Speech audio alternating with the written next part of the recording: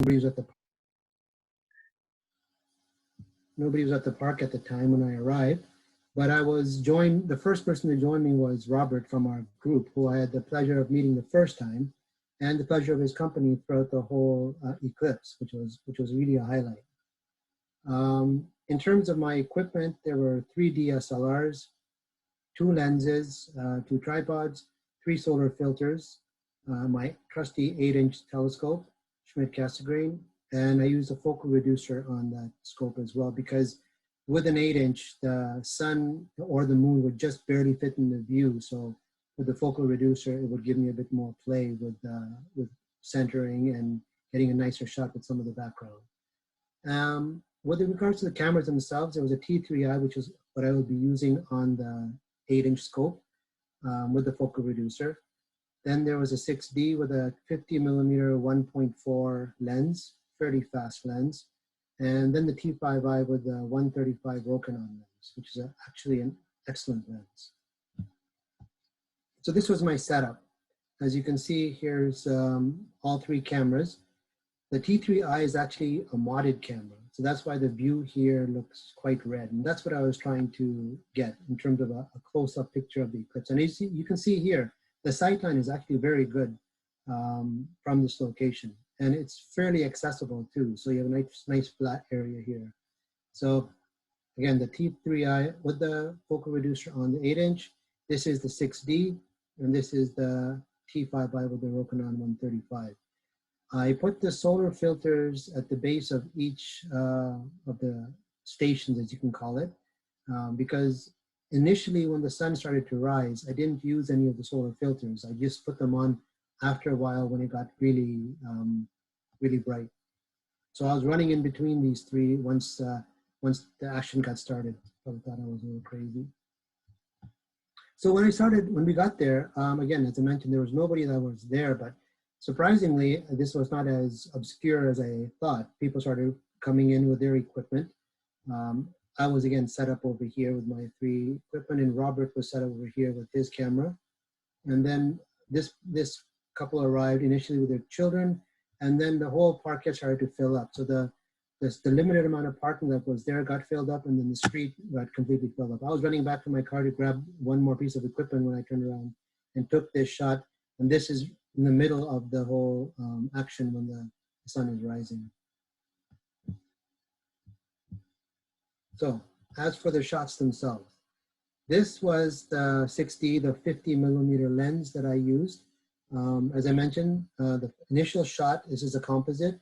The initial shot was taken without the solar filter, and then subsequent shots were taken with the solar filter. I believe these are about 10 minutes apart. And again, the view from this shot that I planned out was, I wanted to get a good amount of water. I wanted to get as much skyline as possible, and then have enough of a view so that I would get the eclipse from rising all the way to the end, so we'd get only sun at the last picture. So I did some previews on Stellarium, and this combination seemed to work out well for that. This is my favorite picture. So this is with the 135 Rokinon, and it's a blend of 5 pictures, which I blended them together in Photoshop. And the key about this picture was there were so many different gradients of light here that you really had to take a different picture for each one and then combine them to get what would look like a picture that you would see with the eye. The eye is a marvel of of engineering, and it distinguishes colors much better than the camera lens. So to replicate that, you have to blend a whole bunch of different exposures together. So for this one, the sun was very bright, but I wanted to ensure that I also got the reflection on the water. And then I wanted to also ensure I saw the birds coming through and they were not overexposed. And even in front of the city here, the city is not totally black. It's very dark gray. So on the higher res version of this, you can actually see the silhouette of the bird in front of the city. So that required a different set of, I guess, masking and a different set of exposures as well. So I think this came through fairly well in terms of the final composition. And finally, this was the T3i on the Schmidt-Cassegrain. initially I started off in more what you call landscape mode, but then you had this deck of clouds which was obscuring the sun as it rose. And so I moved it over to more portrait mode at the last second, and that allowed me to capture it as it cleared the cloud deck, and I got a better reflection as well on the water as well, along with some of the birds as well. So I'm happy that this turned out fairly well as well. And some of my friends thought this was the Turkish flag, but it's a close approximation, but not quite. So overall, it was a really good experience. Again, Robert's company made it even more better, and I'm looking forward to the next solar eclipse when it arrives. Thank you. Any questions?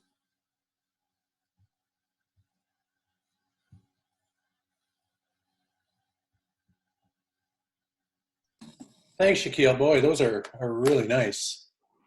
Excellent job. Thank you. Yeah, so do you think your setup attracted people, or do you think they were just coming there anyway? Because we had the same thing. There were a lot of people where we were, and they sort of looked at our stuff, but they weren't down there because we were there. Yeah, I don't think so. I think people had already planned it out. I think there's the locals that knew that there's a good location and the park is nice. I mean, I got a lot of questions about the telescope and how much it costs and what it does. How the usual how much power is it? So I did a bit of coaching, or I guess explaining in terms of that's not really the way it works, but. I think people had planned out their trips as well. So it was a nice little discovery, that little parkette. I've been to Jack Darling and a few other places, and this is more of a quiet, easy place to access. So definitely a place I'll go back to. It's interesting too, the skyline. We can look at all our pictures and sort of determine where we were with respect to each other. I think we pretty well covered the entire lakeshore. I had a question. Yeah. The redness, is that a filter? Like the red background, and then there's the perfect crescent. So it's an astro modified camera. So it more sensitive to hydrogen alpha. So you'll get a redder hue on the pictures as it is. Okay, that is so stunning. You know how you say a flower is so beautiful, it looks plastic? That's that image. It's so beautiful. It looks like a print. Yeah, thank you. Beautiful. Any other questions for Shakeel? All right, well, thanks again. Boy, oh boy. No, it was a great kickoff to the meeting, and I always like to admire Shakeel's picks.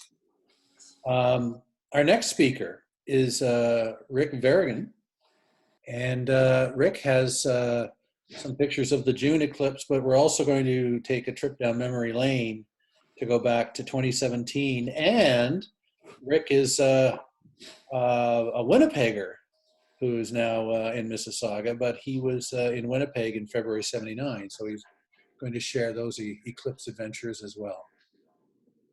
Okay, great. Thanks, Randy. Yeah. Do you want to share your screen there? I will try here. Okay. Okay. And can you see the presentation? I do. There, you're perfect. You're all set to go. Okay. So that was great, Shakeel. I mean, it's a tough act to follow. Yeah, I'm going to talk about 3 eclipses. Let me first just introduce myself. I joined the Winnipeg RIC as a member very young in the 70s. I'm now retired. I'm a former imaging material scientist and inventor at the Xerox Research Center of Canada. And I guess with my retirement just coming up, I kind of thought I had time now to really get back into astronomy and astrophotography, and joined the Mississauga Center in November 2020. So a long time between those two. And a little bit of self-promo. If you like my photos, you can Google me on Astrobin. Just type in Veregin and Astrobin and you'll come up with my stuff. And I should say, Astrobin is a wonderful site if people aren't aware of it. There's something like 15,000 active members, and I think something like 500,000 images or something most of them from amateurs with amateur equipment. So a really great site. Okay, so to share my setup for our 27 our eclipse this year, the day before I did a system test to make sure everything would work out okay. I decided to go really simple for this. I don't really like fiddling during a once in a lifetime event. So basically I have a Canon 70D, which has optical stabilization, which is helpful for doing handheld work.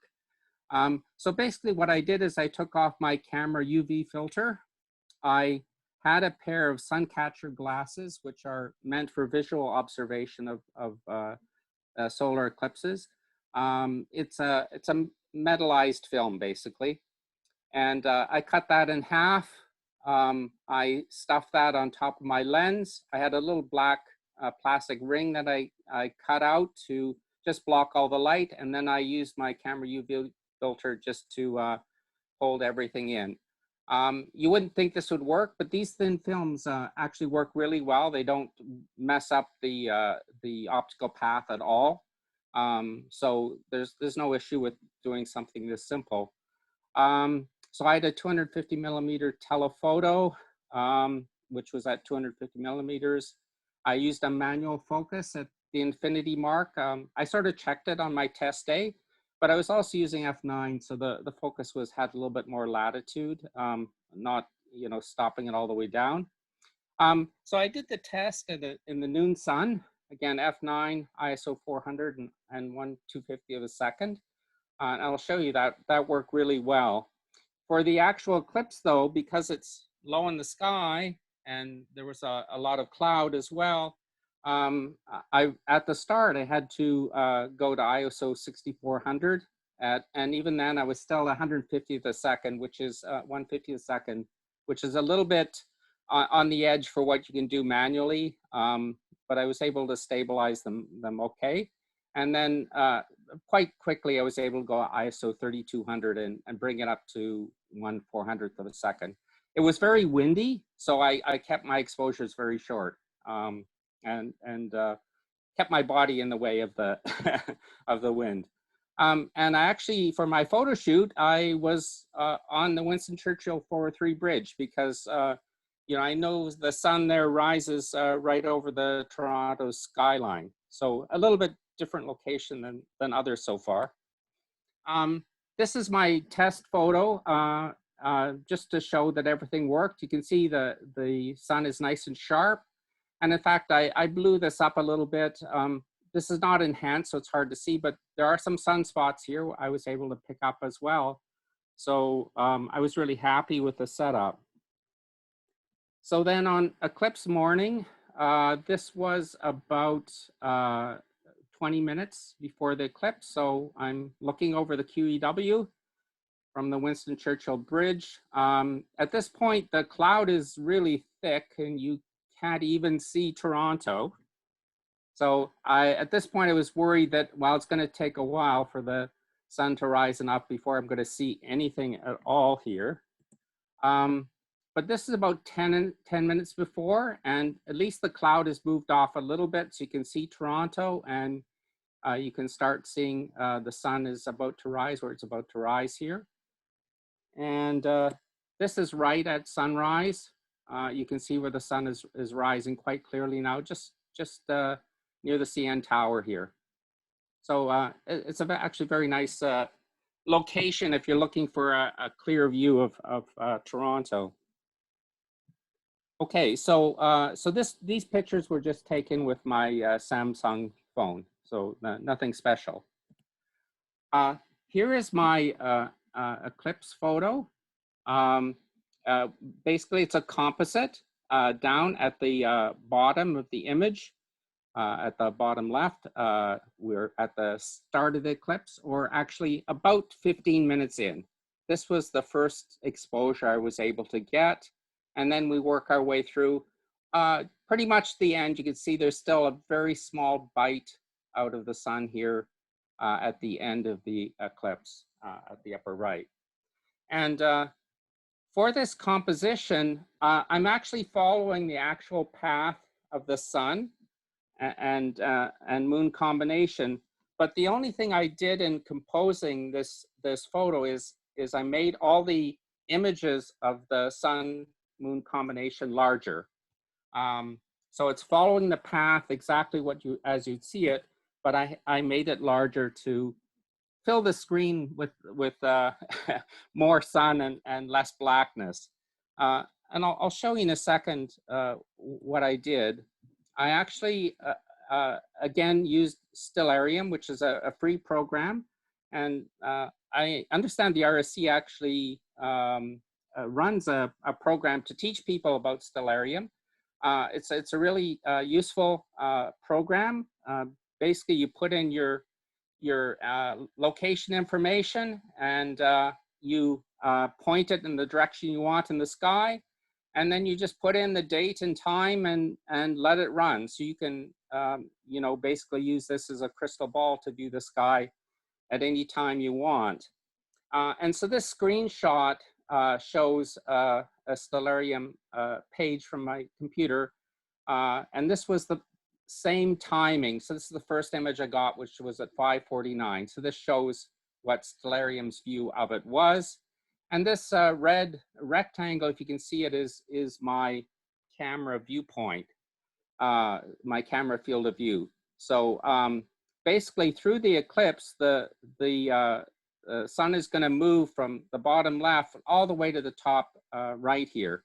So if you look at my camera view, if I just take all these pictures and leave everything alone, I'm not going to be able to fit it into the view. So what I did is I used Stellarium to predict the positions, but then I just increased the size of the sun. And so I put them side by side so you could see what I did. So what I did is this is a composition. These white and black sun and moon is the Stellarium prediction. And I've just used turned it to black and white here so you can see it more clearly. So that's the actual path of the sun. And then you can see how my corresponding images taken at the same time correspond to the Stellarium predictions. So you can see I'm following exactly the same path, but I've increased the size of each individual image in this composite by about 2.5 times, just to again, fill the screen a little bit better. I guess one of the things I forgot to mention, so through this image, you can see the color is changing quite a bit. I mean, part of that is because the sun is getting brighter, and so you're losing a little bit of color. But mostly it's because of the changing light conditions. So when we start out, you can see the sun is very red, and you can see some of the clouds across it, which look really black. And then as the clouds pass, and also as the sun is going up in the sky, we get less red scattering. So it's tended to go more orange. Here, we seem to have a little bit break in the clouds maybe, and it was a little bit brighter, and you can see there was still a lot of haze around though, around the image. And then it starts to get more orange and yellowish as the sun is brightening. So all these, I didn't change anything in the color renditions or anything here. So this is sort of raw, showing you what the actual colorations look like throughout the eclipse. So one of the interesting things which confused me for a few minutes was I was looking at this and I said, why are we so close to 45 degrees? It wasn't really what I expected. You know, I'm thinking in the summer, you know, the sun's high in the sky or near the summer solstice. Why isn't the angle really high? So the sun is going to go up really high in the sky. So I wasn't really expecting this. But if you actually look at the situation, you see it's actually quite interesting. And this picture really reminded me of the fundamentals of it. So I'm not very good at 3D geometry, but this picture is really nice. So there's me observing our solar eclipses rising in the east, and of course the sun will set in the west. So if we're at the equinox, the sun rises and sets east-west on the east-west line. And the angle that it rises and sets is 90 minus our latitude, which is about 46.4. So that makes sense. But at the June solstice and at the December solstice, the angle actually doesn't change at all. What happens is, because of the tilt of the Earth's axis, is that the path of the sun just moves to the north in the summer and to the south in the winter. And that's why it's higher in the sky. So the angle of sunrise and sunset is exactly the same. So I thought it was a really interesting angle on this whole thing, and it shows you can learn something even at my age. Okay, this is now a video. So I put together a video just showing the progress of the eclipse. You can see the clouds are moving down because the sun is moving up, and you can see the progress of the eclipse from start to finish. So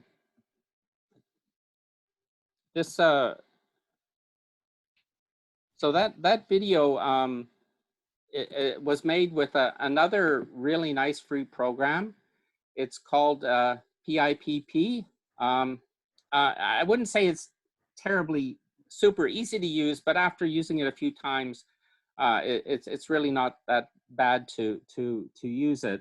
I've used it in the past very successfully. For example, if you take pictures of Jupiter at different times, you can actually make a little video of Jupiter rotating and so on. So it's really quite cool what you can do. And basically all you do is you load your camera images into the program, and I chose one for that video every 2 minutes. I defined the image area to use, and because I wasn't using a tripod and the sun-moon combination was moving around quite a bit because it was handheld, I had to keep the area quite large to make sure I didn't cut out part of the eclipse. So I left basically the image area the way it was. I chose a GIF animation with 3 frames per second. You choose an image threshold, which is shown here, just to highlight the actual object you're trying to stabilize in the image. And I think I actually used the auto threshold, and it worked fine. And then you click run, and it creates, after about 20 minutes, it creates a GIF file for you. It doesn't work quite as well with eclipses because the shape is changing. But as you can see, it works reasonably well to stabilize the image and produce a nice video for you. Okay. So the next part of this is to talk about the 2017 eclipse. Now for the 2017 eclipse, if you wanted to see a total eclipse, you had to be in the US basically. The path of the eclipse was south of the border, but through most of southern Canada, it was a partial eclipse. And so I observed it here. It was from 1:10 to 3:49 on August 21st. And it was quite a hot day. There were a few clouds on and off, but it wasn't a major hindrance. As far as my equipment and workflow, so for this, I actually used the Celestron 6SE. So it's 150 millimeter aperture, Altaz mount, and I actually put it on the back lawn, so sitting out in the sunshine.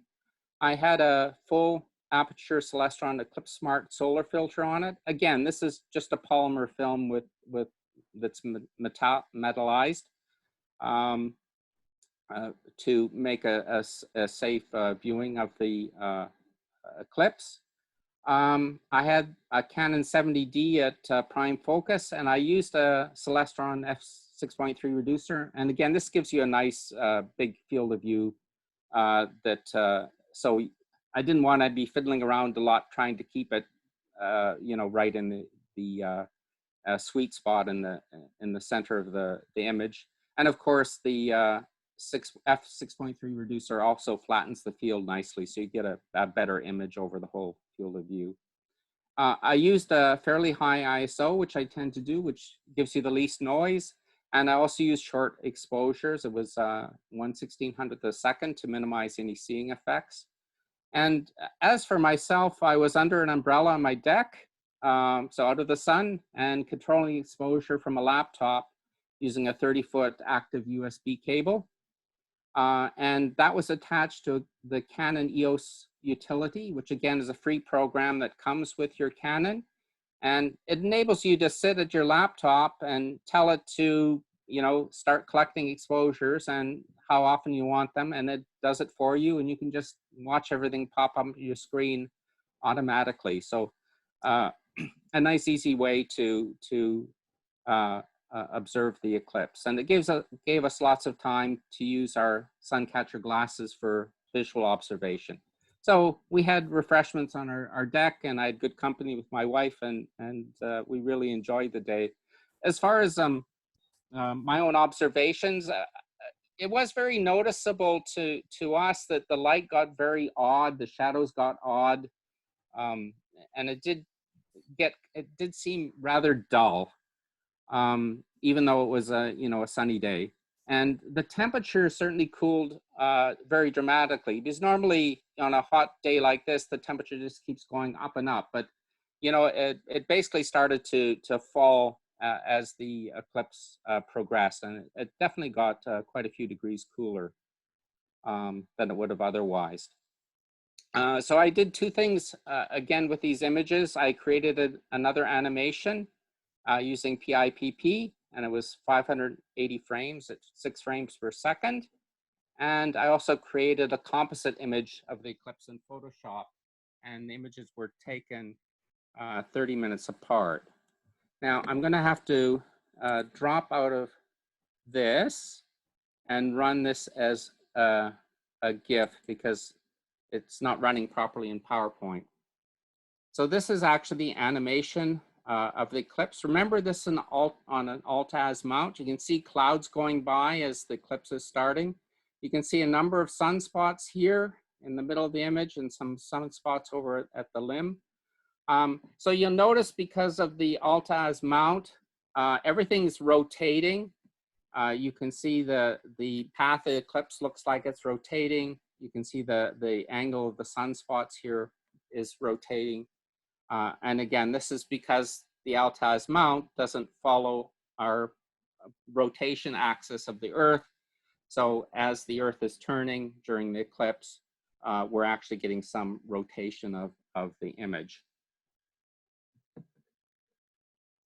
And so in this case, it's a very nice, big, bright image. And you can see the PIPP did a very good job of stabilizing the image and creating a video. This was a little bit easier for it than the smaller images from my camera that I showed you before.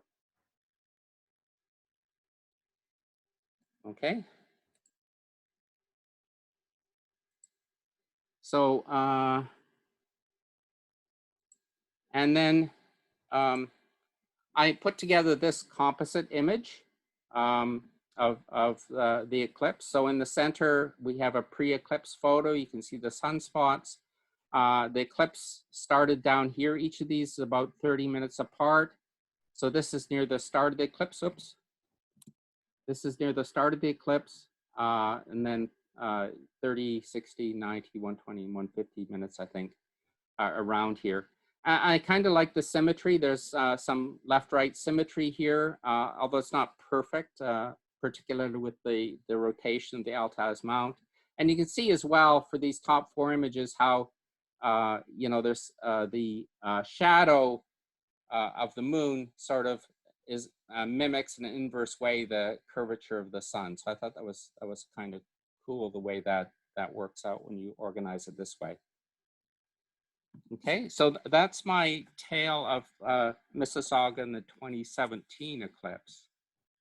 And then finally, I want to go back and just show a few things from the 1979 eclipse in Winnipeg.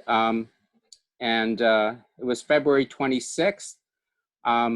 So for this eclipse, the totality for the eclipse was through the US initially, and then at the Saskatchewan-Manitoba border, it sort of headed into Canada and into the north. And so I was in Winnipeg at the time, and Randy has sent me all sorts of great information. There was a Toronto RESC trip to Winnipeg, and actually they went to Gimli to observe the eclipse, which is just north of Winnipeg. So there was some really interesting stuff there as well. So anyway, I was living in Winnipeg. It was kind of a cold day, but pretty warm for what we call Winterpeg, because it can easily be -30, -40 in February. So it was quite a pleasant day there. And it looked like everyone was in Winnipeg. It sort of looked like we had space visitors as well. This is a photo I found from the web. I don't actually remember seeing these people, but my wife was in Winnipeg at the time as well, and she said she did see all sorts of them around the university. So I don't think there were space aliens, but I don't know. This is also interesting because this photo above was taken at 10 a.m., which I think is about 50 minutes before totality. And this photo here was taken at 10:30, so about 20 minutes before. So you can see how much darker it's getting as totality is coming in. Anyway, so for my own work, I used a Pentax K1000. It was a full frame camera. I believe I had a 135mm telephoto at the time, which was manual focus, manual exposure, although it did have a built-in meter, and it used photographic film. So I, not having done eclipse before, I just varied the exposures all over the place. I did try to keep my exposures rather short because you obviously want the sky to be as dark as possible so that you don't, you know, overwhelm the prominences in the corona. So, but basically it was just a whole bunch of trial and error. I actually didn't take anything except during totality. I was scared of breaking my film because it had happened to me before on a -40-degree night. So I definitely didn't want my film to break as I was advancing it. So I basically kept my camera warm until the prime event. And as you'll see, it was near solar maximum at the time. So the corona was quite globular and active pretty much everywhere. And there were lots of prominences and so on. So it was quite a pretty eclipse. So these are scans of my images. Again, these are blown up quite substantially because the image is quite small, even at 135mm. These aren't really in any order for the eclipse. These are just the better pictures I took with different exposures.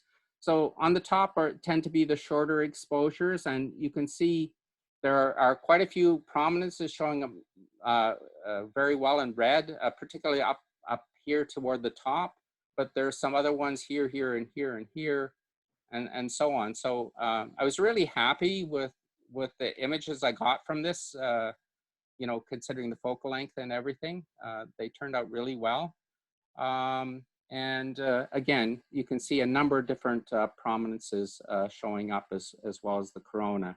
And then I took some exposures here on the bottom with much longer exposure, so you can, you're now having trouble to see the prominences because the corona is so bright. But you can see the corona is quite uniform, especially, you know, as you look at the dimmer parts. And again, I was really happy. You can actually see the streamers coming out, the radial streamers and so on. So they actually turned out quite well. And these ones are sort of intermediate photos, which show the corona is, you know, if you go into the brightest bits, it was a little bit non-uniform. Okay, so that's all I had to show you today. I did want to say, you know, I was telling my wife, you know, I thought it was quite remarkable that, you know, I've seen 3 eclipses, one of them total, and I haven't had to move from the city I was living in to see any of them. But then she told me, well, when I was living in Wales, I saw one as well. So I've seen 4. So anyway, I don't know what other people's experiences are, but it seems to me, you know, any one location is not going to see that many eclipses. So I think I've been very fortunate. Great. Thank you very much, Rick. Those are awesome. Yeah, it's nice, nice to see an eclipse from your backyard. And the weather forecasts weren't all that great for Winnipeg. No, that's right. That's the other thing I should say. You know, it's pretty remarkable to see 3 eclipses and none of them were clouded out. Yeah. Especially with those climates. Any questions for Rick on his pictures? The one thing I remember about the Gimli eclipse was, you know, I kept my camera in my coat during the partial phases because I was also concerned about, you know, you don't think about a film shattering, but there's a guy behind me, and during totality, he had his camera out for the whole eclipse, took a picture, advanced it, and it's the only time I've heard film shatter inside a camera before. So yeah, it's the trials and tribulations of eclipse chasers. Yeah, it happened to me, like, I think it was 72 or 73 with Comet Kahutek. I was out, it was like -40, and I think I got 1 photo, and then the film broke, first advance. Yeah. Okay, thanks very much, Rick. Look forward to other presentations in the future, and welcome to the center. Thank you. Pleasure. Yeah, our next presenter is Kirby, and he's got an interesting story to tell about the June eclipse. So the floor is yours, sir. Okay, thanks, Randy. So we'll have to talk afterwards, Randy, because I think I paid you good money to put me before Shakeel and Rick. So we'll have to talk about that after the meeting, but I'll do the best I can here. So let me get sharing my screen. Okay, that was an e-transfer, was it? Oh, and I have a hat for you, by the way. So. Oh yeah, great, thank you. I think I've been holding on to it for 15 months for some strange reason. So right. Next time I see you. So can you guys can you see my screen okay? Yeah, looks great. Okay, great. So my experience with this eclipse was different than those of you who stayed in this part of Ontario, and so my photos will look a little bit different. Unfortunately, this is not one of my photos. This is just off the internet with a credit to iStock Photo. But I have seen 3 total solar eclipses, and I've been lucky on the weather on all 3. Traveled to see all 3 of them. I didn't have the luxury of seeing one from where I was living, but I went to 3 and they were great. But I've never seen an annular eclipse, and I would love at some point in my life to see, you know, this view of the moon centered over the sun. And so I wanted to talk a little bit about my attempt to do that. And how that kind of played out, and then I do have some photos to share at the end. So we'll talk about what my plan was, what the plan ended up being, and then a little bit of photography at the end. So just a little bit of context here that you've already picked up from the other guys as well. But you know, there's four major eclipses in a period of time here across North America, and Rick had his photos from the 2017 one shot partially from Mississauga. I caught that one out in Oregon as a total eclipse, so check on that one. And so I got thinking about this one and thought, well, maybe this is my first opportunity in the near future to get to see that annular eclipse. And if I fail at this one, then I'm definitely going to travel somewhere into the southern U.S. to catch this one, because in 2023 is another annular one that will cross the continental United States. And then in 2024, of course, the one everybody's looking forward to, the total eclipse that Randy has presented on in this forum, but it will come right across Lake Ontario and Lake Erie almost perfectly. Just missed the GTA, but that'll be a golden opportunity for people in southwestern Ontario to try to get on the path of the moon's shadow. So this one. So I always knew that this was going to be a long shot. But it'd been a long time since I had a vacation, and I'm tired of doing work in my house and not going anywhere. So I put together a trip with my wife, but just a little bit on the eclipse itself. So this is, as you all know, they're kind of in series, and so this one is part of the Saros series 147, member 23 of that group of 80 in that series, and each member of that series is separated by 18 years and 11 days. So the next one will be on June 21st, 2039, also an annular. And so on this one, the greatest eclipse was going to be over our far north in Canada. Crossed the major landfall was starting north of Lake Superior and crossing across the Arctic and then into Russia. And on that path, it would still be a dawn event where you were standing on that path in Canada, just like it was down in Ontario. But in theory, if you're on that path, you would see the annular eclipse instead of a partial eclipse.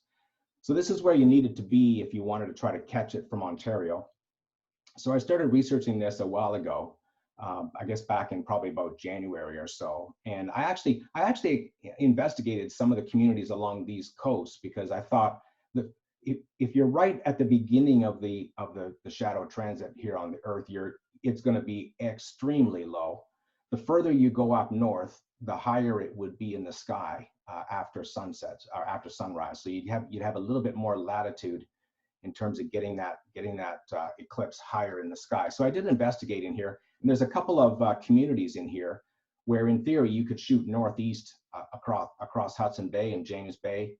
But then I discovered that when I tried to Google Maps how long the drive would be, it didn't compute, because you actually can't drive to those communities except in the wintertime by ice road.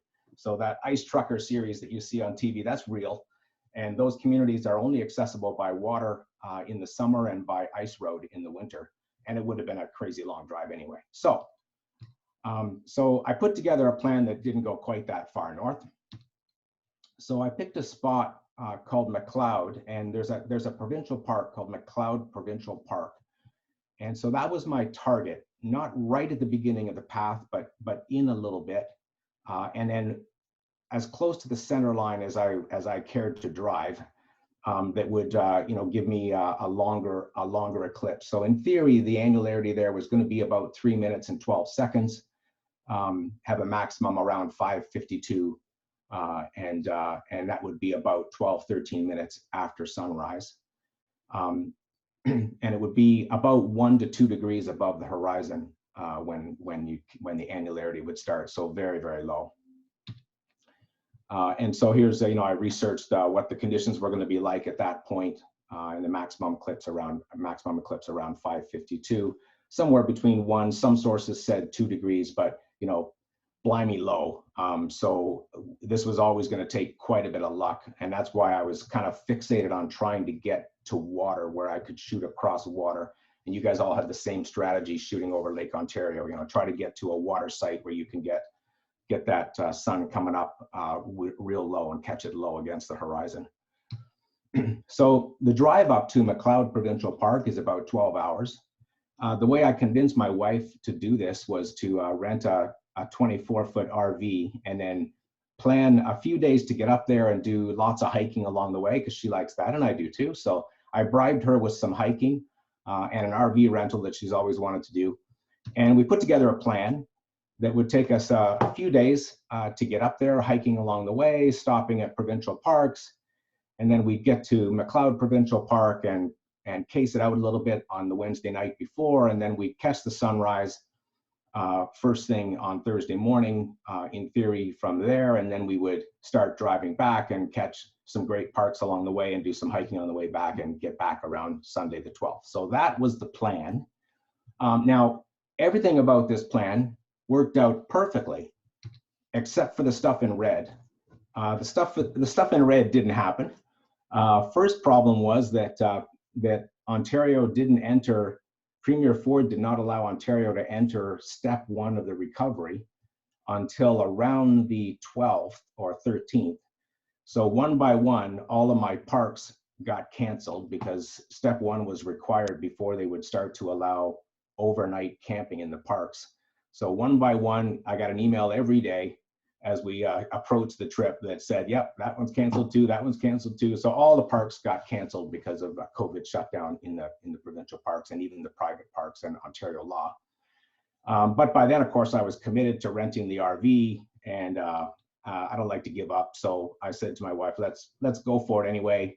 You know, I hear some Walmart parking lots are pretty nice to camp in. So let's give it a shot anyway and see how it goes. So what really happened? So here's the revised plan, our little trip to get up there. So we did stop in Coldwater on the first day. Cute little town if you've never been there, kind of neat. So we stopped there on the first day, a couple hours in, and then we drove about another hour and found out that we could park at the Parry Sound Marina. Some of you have maybe been there. We can park there for free. So that was our first boondocking night with the RV. The next day we got up and we drove up to Sudbury. So my wife and I stopped for a quick photo op at the Big Nickel. Got to do that if you're in the Sudbury area. I mean, many of our club members did this a couple of years ago when we were up visiting the underground science lab, snow lab. So then we continued on that, and my app was telling me that you could park for free up a logging road. So we went up this logging road near Moonbeam, Ontario. You go up this logging road about an hour, and it said, or about a mile, and it said on the right you'll find a little lake and a little campsite. So we crashed there for the night. The next day I thought, you know, that was pretty stupid because, you know, pretty risky, right? Because if somebody wanted to do us harm, they could easily have done it because, you know, nobody travels that road. There's no houses around for miles. You know, I've seen movies that start that way and they don't usually end that way very well. So it was probably a silly risk, but it was a nice little spot. The bug's the size of a golf ball, so we stayed inside the van pretty much the whole time we were there. The next day we continued on to this place called Moonbeam, and this has an astronomy connection. I looked it up on the internet, nobody really knows definitively why it's called Moonbeam. There are a few theories out there way back in the early explorer days about how somebody ended up calling it Moonbeam. But I did read on one of the plaques that one of their claims to fame is 3 Apollo astronauts visited the town, I think in the early 70s. And went around to the schools and stuff, and that was a crazy big deal. So that's one of the claims to fame of this town is they've had Apollo astronauts visit. So then we continued on from there, and we got as far as Hearst and found that we could pass through Kapuskasing in the afternoon, and then we got as far as Hearst and found that we could camp at the Hearst Municipal Center for free. So we pitched our tent there, so to speak, for the night. So then the next morning was decision time, executive decision time. So here we were about 24 hours from the eclipse and about 2.5 hours more to drive to get to that McLeod Provincial Park that was my targeted location. And this is what my phone was telling me. Long Lac is actually a long lake that's just east of where I wanted to be in McLeod. And so this is what the weather forecast was telling me for 24 hours from now. This was on Wednesday morning, but I'm looking at Thursday's weather, and it said 80 to 90% chance of rain right around sunrise. 100% you're going to get rain during the day on Thursday. So that was obviously very disappointing. But I said to my wife, you know what? Weather is hard to predict in Ontario, but 24 hours out to be saying 90 to 100% rain, they're probably not going to be that wrong. So are we really smart to keep driving another 2.5 hours west and then 2.5 hours more to get back home? So 5 extra hours of driving so that we can probably sit in the rain and watch clouds and rain falling. Probably not the best thing to do. So we made the hard decision and we turned the van around and started heading back. So I started scanning along our return route back to the GTA. And I noticed that Sudbury, at that point, was about 6 hours away, and Sudbury was looking pretty good, looking pretty sunny around sunrise. Thursday looked like a good day for the whole day. Obviously, we had given up on annularity at that point because we were moving away from the path of annularity. So we were into partial eclipse world, just like you guys down here in this part of Ontario. but it would be maybe slightly more eclipsed than the GTA got. So about a 90% partial would be possible from Sudbury. So then I started to drill in a little bit further, and I really wanted to try to shoot this over water. But looking around Sudbury, there's a lot of very, very tiny lakes, but there aren't many really big lakes. But I noticed that there's a fairly big lake right in the middle of the city, Ramsey Lake, and it's popular for Sudbury people to go and party in the summer on that lake. And I noticed there was a Sudbury Canoe Club down here in the southwest corner of the lake. And so we set the GPS to take us right to that spot. And here's a stock photo off the internet of what that very nice canoe club looks like. Now, when we were there, it was shut down completely. They had not reopened under COVID yet, so it was completely shut down. But my thinking there was, I knew that from my internet that the sun would come up at about a 55-degree angle, so I needed a really good, clear view of the northeast, and I figured that spot would do it for me. So we went there, we cased it out, it looked pretty good. Right here, right over here, you can kind of see in this picture, there's some rocks there. And from there, I thought I could get the angle I wanted. And so the site was chosen, and the weather still looked kind of decent, but it didn't look like we could park in their parking lot overnight without getting towed or getting a ticket or something. So I think we went to Canadian Tire that night. Very nice Canadian Tire to camp, I can tell you. So if you ever want to camp at a Canadian Tire, you come and see me after the meeting. But so we went there, got a short night's sleep, got up and then drove back over very early in the morning, just like Shakeel did at his site, to get set up and ready to go. So our situation here, this is the view that we had from those rocks, and that's with a telephoto. And so I'm going to get to my Eclipse photos now, but the other guys had a good list of their equipment. That's a good idea. I think I'll do that next time on my presentation. But I had 2 DSLR systems, both with solar filters. I had a pair of 7x50 binoculars with homemade solar filters that I made for them a couple of eclipses ago, and I love using those. It's such a difference looking at any kind of eclipse with binoculars and filters on the binoculars rather than just the small glasses. But we had a couple pair of those too. A couple of guys came by and were interested in the eclipse, and so they used my binoculars as well, and I sent them photos afterwards, and I had glasses that they could use. So that was good. It was a little bit of minor outreach there, but a couple of guys came by and we enjoyed watching the eclipse with them. So I knew from my apps that the sun would probably come up about here-ish. And sure enough, there it is. So this is at 5:44, which was the predicted time of maximum eclipse from Sudbury. And so this is shot with a 300mm telephoto on a DSLR 6D. And I'll give you the specs in a second here. But so that was maximum eclipse. My conditions were quite a bit different than what you had here in the GTA. There was scattered clouds around, which made things a little complicated. But I didn't have that kind of dense bank of kind of misty cloud right next to the water that you guys had to wait for the sun to kind of climb out of that. On the other hand, it provided photographers in the GTA with tremendous opportunities to shoot skyline photographies of the GTA, like the ones that you saw from Shakeel without a filter. And so that generated some really cool photography. For me, the sky was clear when the sun was coming up, so I had to go to filters right away. And so here's the uncropped version of that photo. So shot with a 6D and a 300mm L series telephoto, about a 1/6 of a second at ISO 200 and f11. And my trick here is to shoot the foreground about 10 minutes before sunrise. So the background was shot without a filter and before sunrise, predicting where I thought the sun was going to come up. So framed like this. And then once the sun was up, I threw the filter on and then shot that one. So then right after I took this maximum shot, I started an intervalometer on a 3-minute intervals to capture about the next 18 minutes of the eclipse. So still very low to the horizon, but you can see this is 18 minutes. And so really there was very little cloud next to the horizon, just a normal kind of residual cloud you would typically see, but there were a few scattered clouds around.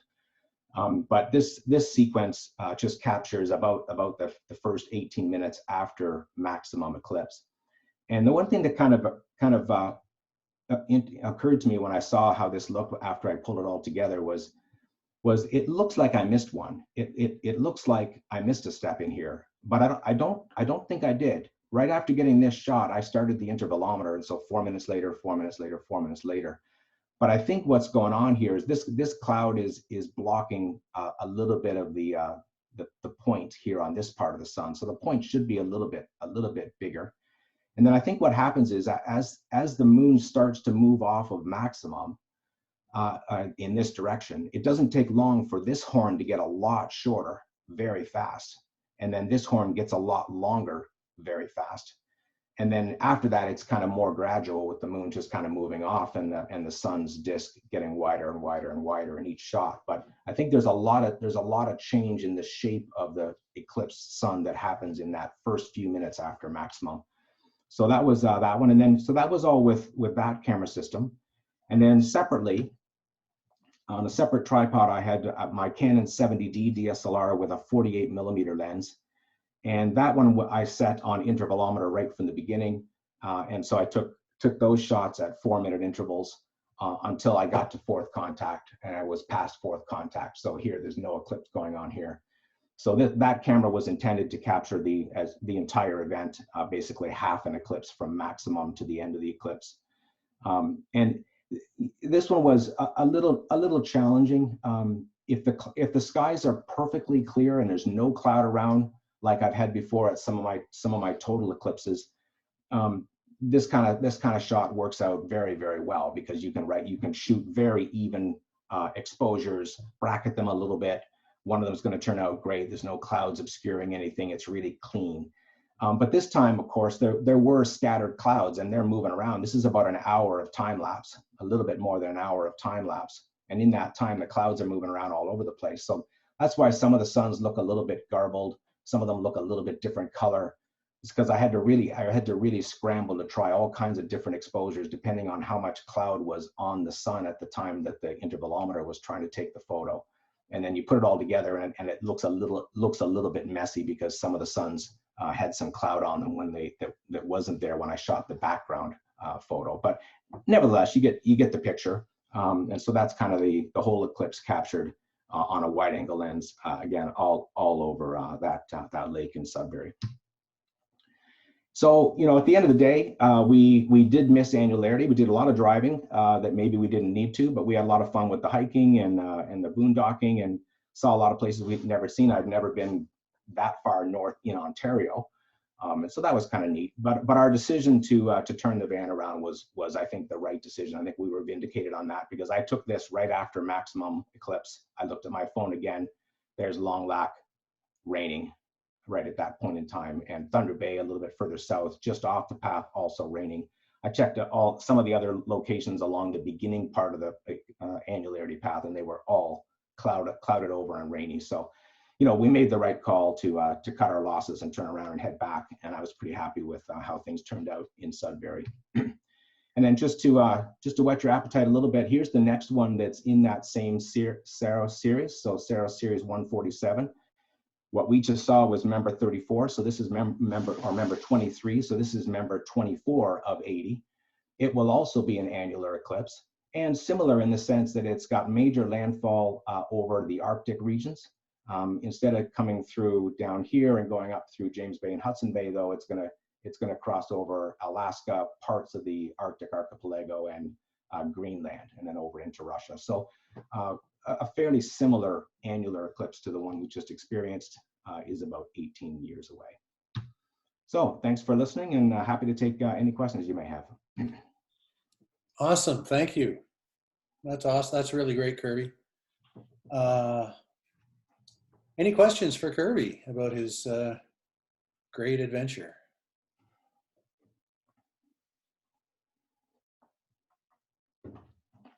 Okay, yeah, no, there were a lot of people frustrated up north with the weather, so I'm glad you found a hole in the clouds.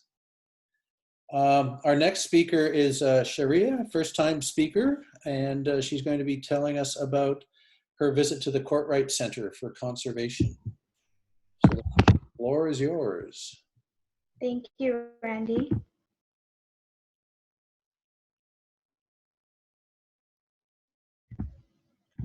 All right, thank you, Randy.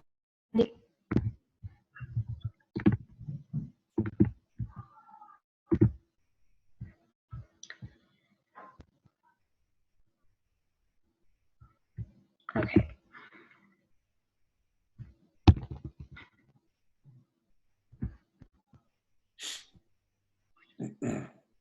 Okay, so I'm hoping you can see the screen right now. Looks good. Okay. So hello and good evening. A quick introduction. My name is Shriya Naik, and I'm a fairly new member. I just joined around 7 months ago. And I must say I'm very impressed with all the work and presentations that have been presented so far. There are so many achieving people here, and I aspire to become like that. So I'm doing a presentation on my field trip to the Kortright Center for Conservation located at Woodbridge. So I visited this place around October of 2019 when I was around 13 years old. So I will be talking about my experience there and what I found to be the most interesting as a curious learner.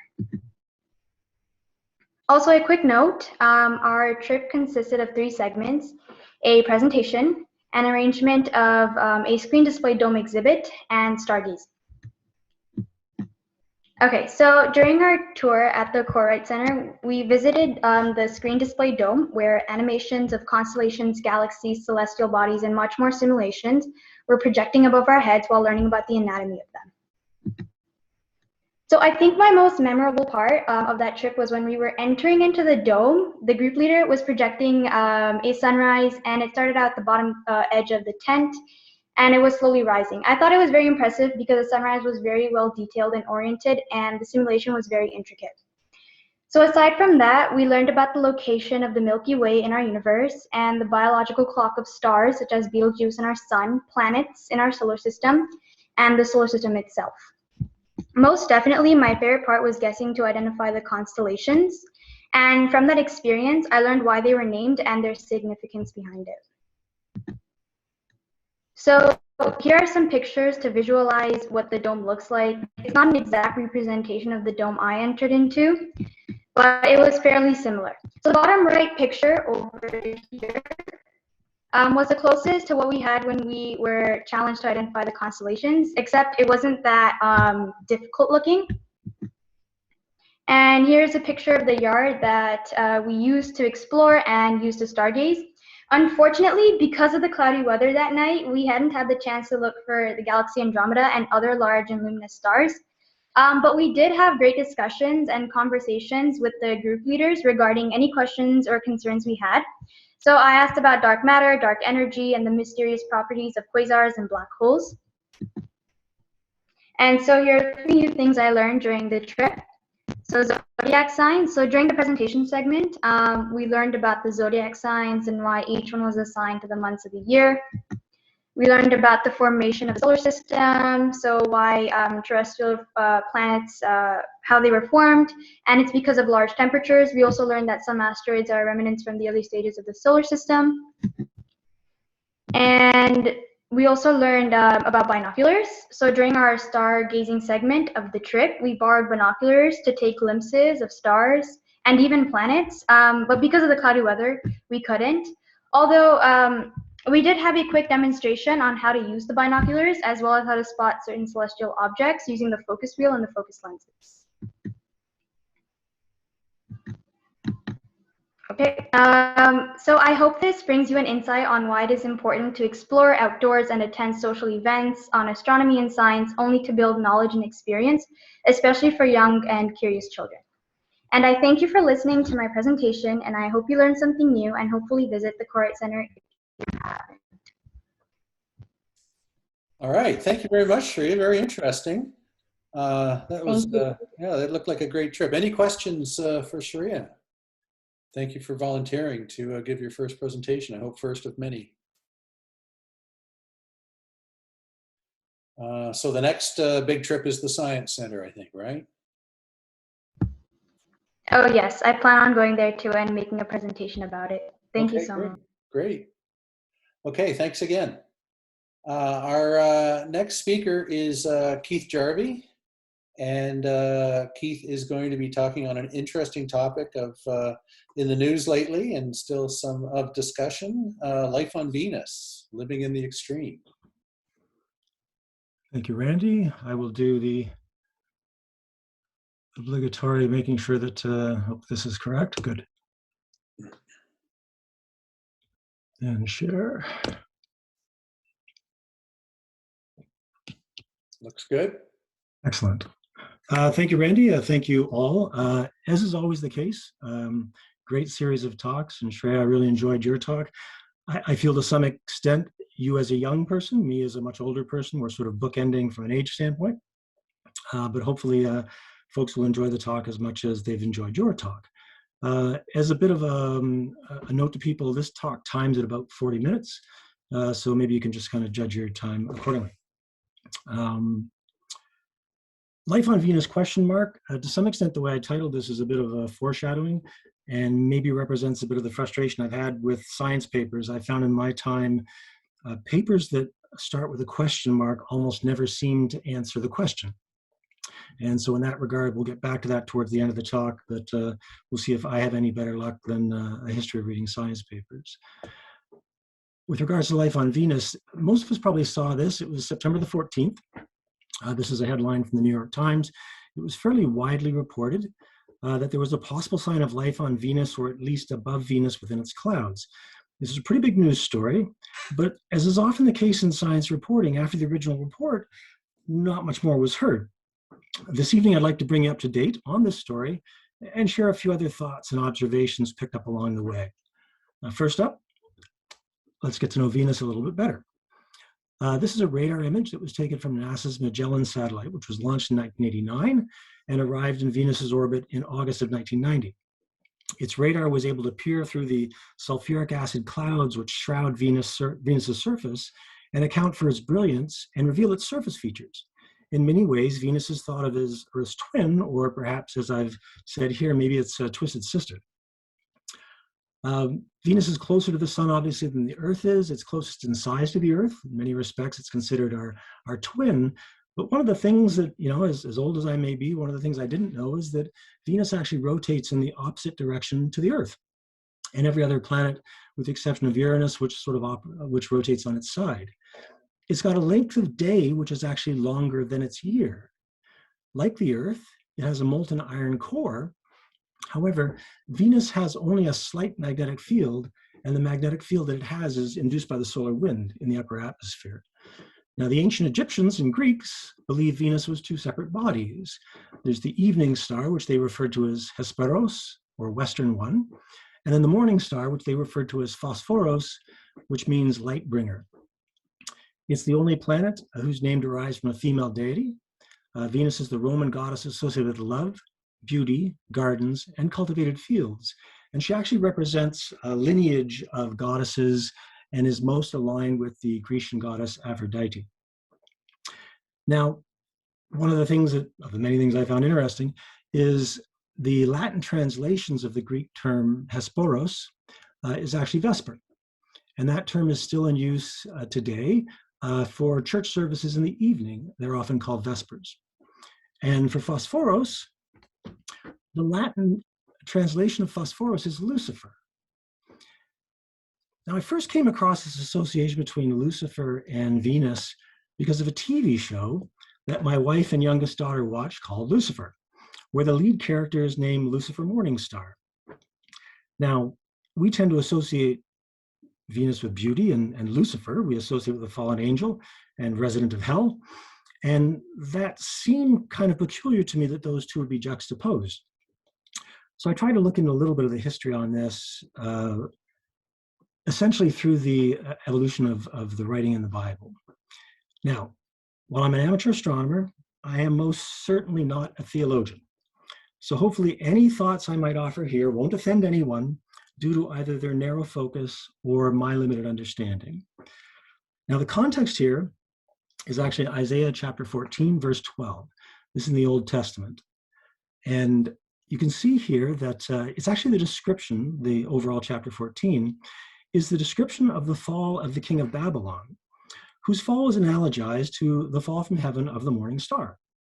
Satan and the devil are not actually explicitly referenced in this chapter. Now, references to Lucifer are absent in the Torah, the complete Jewish Bible shown here, where the references to the morning star, but they were evident as long ago as the 4th century in what's known as the Latin Vulgate. Now, the Latin Vulgate was translated from the Greek by St. Jerome, and of course, when you translate from Greek into Latin, the morning star is in fact Lucifer. The reference to Lucifer was absent in the Bible that Martin Luther translated in 1534. He uses the term, I couldn't actually find a good English translation of this, so I had to go with just the 2 words, Schöner Morgenstern, my apologies to any German speakers, a beautiful morning star. The Great Bible of 1539 was actually translated under the auspices of Henry VIII. And in that case, there you see O Lucifer referenced in brackets, and I'll offer that not shown here in the King James edition of the Bible, which was in 1611, Lucifer is represented minus the brackets. Now, interestingly to me, in a more modern translation dating in 1997 of the New International Version, it's returned actually back to what appears to be the original reference, O Morning Star. Now, to the extent that this represents an attempt to return to an older way, or perhaps some small way, I dare offer to rehabilitate the reputation of Lucifer. I'll leave it up to people who know much more than I do to postulate on that. Now, with regard to the conditions on the surface of Venus, there is no question. They split very clearly in the direction of hellish. The atmosphere is largely carbon dioxide. Now, that's considered to be a greenhouse gas on Earth, and it's actually, in a volume per volume basis, 50% heavier than air. The other thing that's remarkable about Venus is its atmosphere is very thick. It's, if you define by this Kármán line, which is a theoretical line that relates to the maximum height that a winged vehicle could potentially fly to, it defines the space between the atmosphere and the Earth, which the atmosphere and space, which in the case of Earth is about 100 kilometers.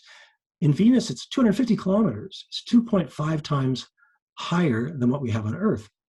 Now, the combination of the prevalence of carbon dioxide and the depth of the atmosphere result in an extraordinarily high pressure, because that weight of the atmosphere is pressing down on the surface. 93 bar, which is 92 times greater pressure than what we have on the surface of the Earth.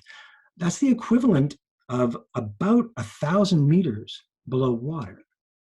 So when people refer to, sort of the crushing weight of the atmosphere, any of the probes that were landed there by Russia and the Soviet Union only lasted for under an hour because of the extraordinary heat and also the extraordinary pressure. It's a very foreboding place.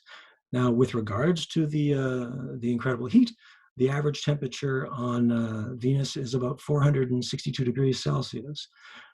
Every account you read of this will always tell you that that is a temperature warm enough or hot enough to melt lead, which I would offer makes solder a very poor choice for anyone who might consider trying to build a Venusian lander. Now, under that high pressure, the boiling point of water is higher. It's close to 300 degrees Celsius.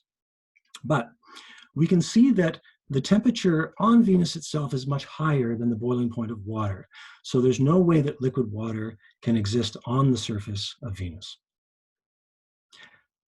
That capacity to have liquid water is what's normally used to define what's called the Goldilocks Zone, with reference, of course, to the classic children's story of neither being too hot nor too cold.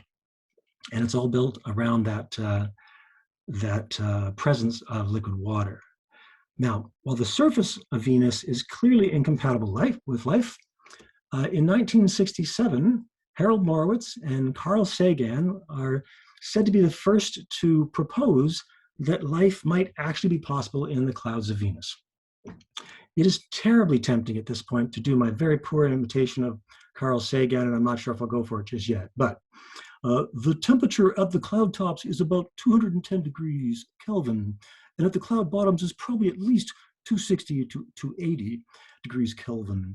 The atmospheric pressure at that temperature is about 1 atmosphere. So absolute zero is minus 273. So the 260 to 280 are just around freezing point. And at an atmospheric pressure of 1 atmosphere, what you're looking at is a situation that's actually rather similar to a February day in Canada, with the exception of the fact the clouds are sulfuric acid and you're on Venus. And you're about at that point about 50 kilometers up. So really, really high relative to the sorts of heights you have on Earth. So what do we know about life in extreme environments? Well, the only planet where we know life exists at this point is the Earth. And we've learned a lot about life in those extreme environments by scientists studying, in some cases, some pretty remarkable organisms. So I'm going to start off with, this is a picture of the Titanic. Now, you notice the hull of the Titanic is painted red. It turns out that's a historical thing because years and years ago, they used to paint the hulls of ships red because the paints contained copper salts to try and stop things from growing there, which would obviously allow the ocean liners to cruise more easily in the water. It had become sort of a tradition to paint hulls red at that point. Now, here's a picture that was taken from after the Titanic went down. And as it says in the caption here, this photo was taken by Captain de Kortright of the Minia. According to the Minia's records, it was the only iceberg in the area. He also noticed the red scar along the base, a clear sign it was the culprit for the Titanic's end. This picture has always kind of bothered me at least a little. And the reason is that in imagining this huge ship coming into contact with this huge iceberg, it would be a very traumatic event, obviously for the ship and to some extent perhaps also for the iceberg. But the iceberg here doesn't look all that affected. The surface contours of it are quite gradual and sloped. As biologists, maybe we should consider there may be a different cause of this. So on top, you've got the picture from the de Kortright, and on the bottom of that, you've got a picture from Antarctica, which represents either blood snow or watermelon snow. I've actually had the chance to see this. When I was much younger, I was hiking with my eldest brother in Garibaldi Park, provincial park in British Columbia, and it was in June. And we got up to a meadow which was covered in snow, and stratified in the snow were these very red bands. Now, I was a kid from Hamilton, and my first presumption was, and this is a beautiful park, kind of in the middle of nowhere, that it was pollution. Because in Hamilton, when you saw anything that was red, it was probably a product of the steel mills in some way, shape, or form. It was actually years later when I was at work and a calendar arrived from one of the vendors that we had, and they were talking about life in extreme environments. And they showed a picture of this snow algae. And it was then that I kind of put the pieces together and realized that, maybe when you see a red mark on snow, it's not necessarily evidence of a cataclysmic event with the Titanic.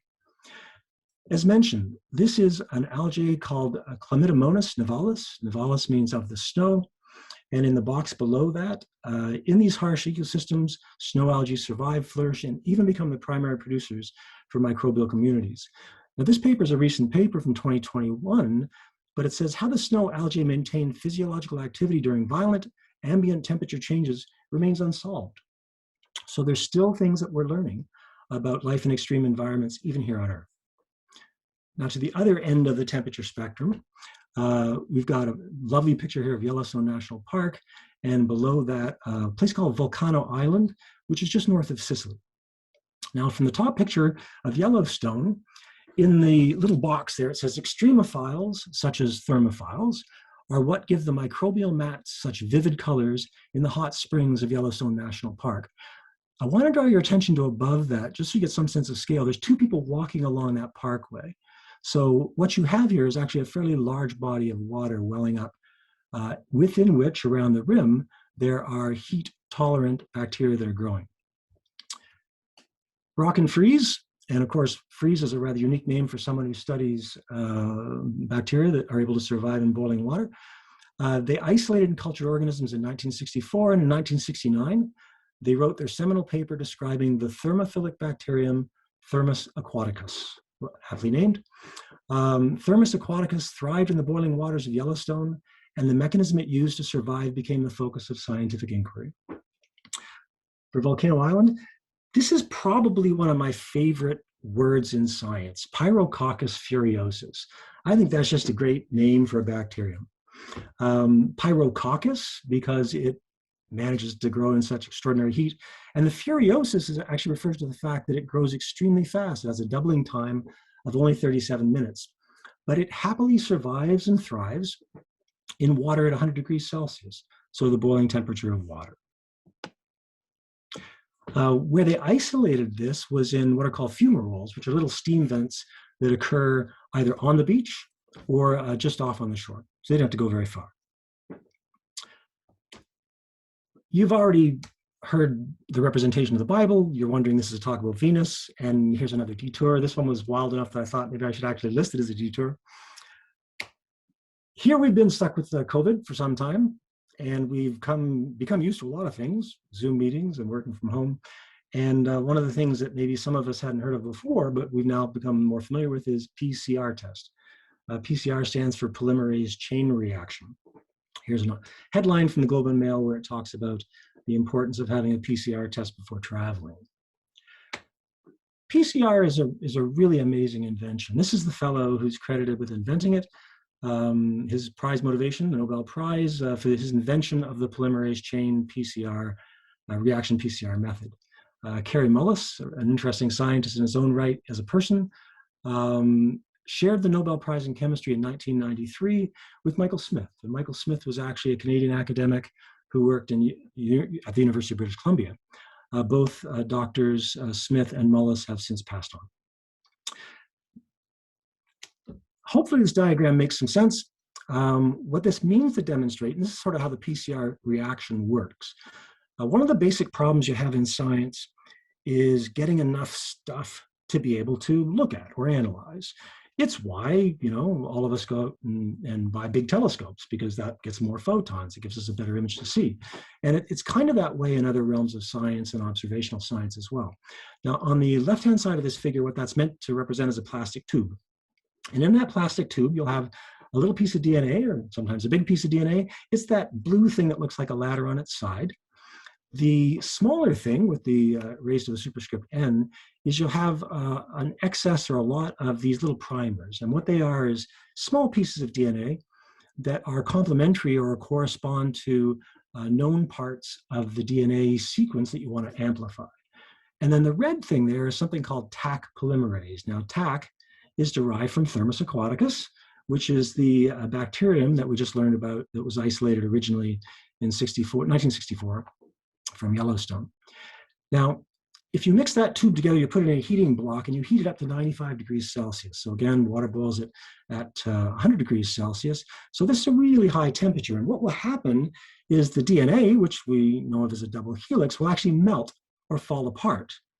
Now, again, because Tac grows in an environment that's like this, the Tac enzyme, because every time a cell divides, you need to make more DNA, the Tac enzyme is quite happy in this environment.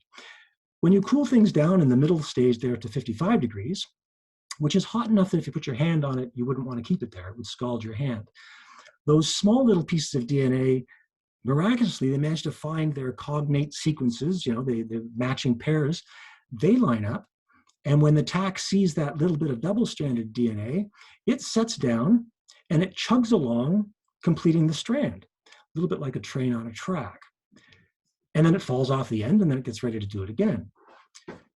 And that's at 72 degrees. And then you repeat this. Now, the consequence of this is that you started off with one piece of DNA, and you ended up with two pieces of DNA. And if you do this again, and again, and again, and again, if you do it 30 times, you will have theoretically a billion-fold amplification.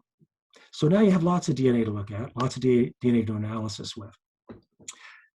This method has absolutely revolutionized molecular biology, genetic diagnostics, forensic sciences, and I don't suspect the scientists who are mucking around at the margins of either the Mediterranean or the hot pools in Yellowknife necessarily had the sense that what they were discovering at that point would somehow revolutionize molecular biology and diagnostics. But that's one of the things that I have to say I absolutely love about science, is because it's things found in one context are often useful and magnificently useful in another context. So To the paper at hand, this paper came out on September the 14th, I believe, and this is in Nature Astronomy. The Nature journals are top flight journals, there's no question about it. If you have really amazing stuff, you generally want to try and publish in a Nature journal, and these can definitely make a scientist's career if they get them when they're early on. Phosphine gas in the cloud decks of Venus. I'll point out a few of the authors here. Of course, the first author is Jane Greaves, and then further on down in the second line, there's Sarah Seeger. I think she may have spoken at Starfest several years ago, but she's fairly well known. And another name that you'll hear in the context of my presentation is a little further on that line, Clara Souza Silva. Now, oftentimes when these articles come out, they're very technical, and so for more generalist audiences, they will write sort of an overview. And in this case, Sarah Seeger wrote that overview. And in there, she talks about the key finding at the very top, that they discovered. Dr. Jane Greaves reports the discovery of 20 parts per billion of phosphine gas in Venus's atmosphere. This spectacular discovery is simply astounding. And further down, we're left with the incredible possibility that phosphine might be produced by life. 20 parts per billion. Now, it turns out that's the equivalent of about 20 drops of something, say food coloring maybe, dropped into a backyard swimming pool that's about 30 feet long, about 15 feet wide, and a little bit more than 4 feet deep. And that's being detected at a distance of greater than 42 million kilometers away. That blows me away. The fact that we can even entertain doing that, or the fact in this case, it appeared to have been done. A little bit more specifically about phosphine as a marker of life in other worlds. This is a presentation that was given by Clara Souza Silva. It's a great talk, and actually I have to give credit to Fred Benedict, who's the one who pointed me to this link. It's down there in the bottom, Would We Know Life If We Saw It, YouTube. She gives a wonderful presentation. Her PhD was actually done on phosphine as a potential biomarker, and so it's a great talk. I love the fact that her title here is a quantum astrochemist. I can imagine that if I'm ever at a cocktail party and I'm introduced to someone and they're a quantum astrochemist, at that point, you learn you're going to be listening for the remainder of the talk, because you know they're going to have some pretty amazing things to say. Her lab group had done a calculation, and they've calculated that there's potentially more than 16,000 chemical signatures that can be used to measure life in other worlds. We are complex chemical characters, and not surprisingly, I suppose, but that's really a huge number, and you have to wonder, so how do you pick one over the other? So a little bit more about phosphine, why phosphine will be chosen. And this is phosphine as a signature of life on Earth. Again, a little closer to home, perhaps, for most of us. Phosphine is an interesting candidate for a marker of life because it's a highly reactive gas. And because of this, it will tend to disappear if not being continuously formed, either by organic processes or potentially by life. On Earth, it's produced by anaerobic bacteria. Now, those are bacteria, and in this diagram here, those ovals with the little squiggly tails on the end of them, those are meant to represent bacteria, in this case, two different species, one that sort of sits lower in the water and one that sits higher. But again, we're looking at an environment which is relatively oxygen poor and fairly acidic, which is what you get from decaying plant matter in something like a swamp. On Earth, phosphine is produced by anaerobic bacteria. And interesting enough, it's a toxic compound to aerobic life forms, and that's people like you and I. Amongst other things, it's used industrially as a fumigant to control insects in grain, seeds, flour, and plant products. And due to its reactivity, when it's released from the water, it can spontaneously combust. Now, I've never seen this before. I guess I can put this on one of my bucket list things to see. I managed to see the watermelon snow. But the names that are used to refer to this, you probably will have heard of it in at least 2 out of 3 cases. This burning off phosphine and perhaps a little bit of methane that goes with it, will-o'-the-wisp, jack-o'-lantern. The name that we use for carved pumpkins on Halloween is actually derived from this phenomenon. Or ignis fatuus, or giddy flame, and that's the one that I can say I've not heard before. These are the telescopes that Greaves et al. Used. the James Clerk Maxwell Telescope on Mauna Kea in Hawaii, and the Atacama Large Millimeter Array, or ALMA, in the Atacama Desert in Chile. So we know from these, this is what they use to receive the radio signals, but I didn't really understand much about radio astronomy. I know a little bit about visual. And so I wanted to look into trying to understand how it is that the signals are generated that these telescopes are able to receive. Hopefully this doesn't bother people's eyes too much. This example shows how we create radio waves when we want to use them for television and radio stations and those sorts of purposes. The example here shows a rapidly alternating electric current fed into a dipole antenna. That generates radio waves, photons, that speed away from the transmission antenna at the speed of light. Now, a similar antenna, placed at a position at a distance, will experience a similar induced oscillating current, and that's the basis behind radio transmission. So now let's look at phosphine. Phosphine has what's referred to as a dipole moment. The orange ball there is phosphorus, and it has the ability to sort of pull electrons towards it and away from hydrogen, which are the little white nubs on the bottom of this structure. In doing that, it creates more negativity at the one end of the molecule than the other, essentially creating something akin to a tiny bar magnet. Now, when this is set into rotation, due to absorbing thermal energy, phosphine spins around and acts like a dipole antenna, and either generates or absorbs radio waves. Now, what's really amazing about this, from my standpoint, is that those rotations which generate those radio waves are actually quantized. Only certain rotational frequencies are allowed. And this quantal fingerprint can be used to identify compounds on other planets or throughout the cosmos. In the Greaves et al. Paper, they were measuring the very first rotational transition, which is noted in the graph on the right here by the little red arrow, which has a wavelength of 1.123 millimeters. Now, this is a bit of a made-up figure. It's a bit of an illustration. But if you can imagine those instances where phosphine is absorbing energy, and again, largely through bumping into other molecules, the absorbed energy shows up as a reduction in the background energy with the frequency defined by that allowed by the quantum rotation rate, which results in an absorption signal.